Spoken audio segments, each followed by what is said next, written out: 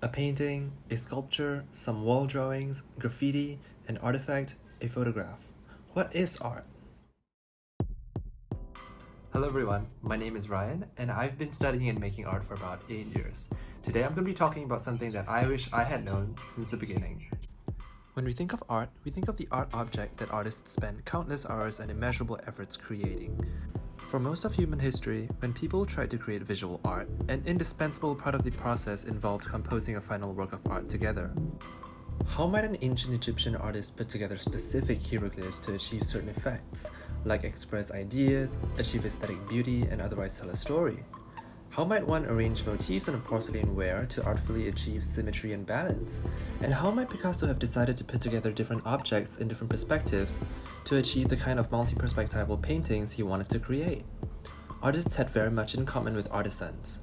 To quote Willem de Rezuwix, the words, by no coincidence, are virtually the same. Art itself derives from a root that means to join or fit together.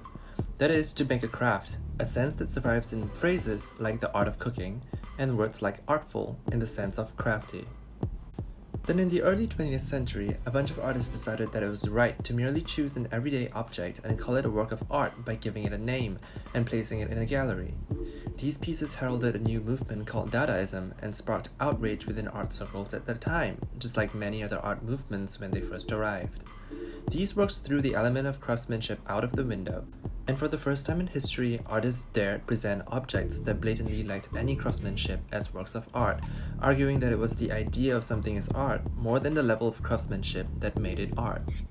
If we look at the works of Chaim Steinbach, for example, at first glance, we might just see a bunch of everyday, even household objects placed in seemingly meaningless arrangements. But we find that our perceptions of art objects inevitably change when we read writing about said objects, like gallery wall texts and artist biographies. For example, the Guggenheim Museum writes that Steinbach's art not only relates to the selection and presentation of objects, but also explores contemporary consumer culture and our psychic attachment to things. Taking this into account, we start to think harder about Steinbach's works and draw non-obvious links and insights from them. We might even start to agree that these objects are art. Conceptual artworks are often not done by artists themselves, but other people following a schema or an instruction sheet created by the artists.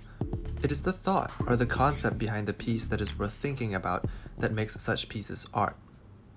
In 2019, two teenagers pulled off a prank at the San Francisco Museum of Modern Art by putting glasses on the floor accompanied with an official-looking piece of paper resembling gallery wall text. A storm of tweets followed. Was this really just a prank?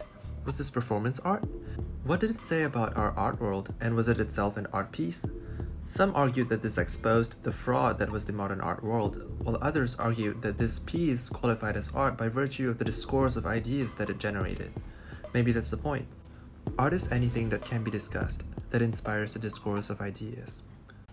This is your art assignment. Find 3 objects in an everyday context. They can be items on a school notice board, at home, or even a signpost.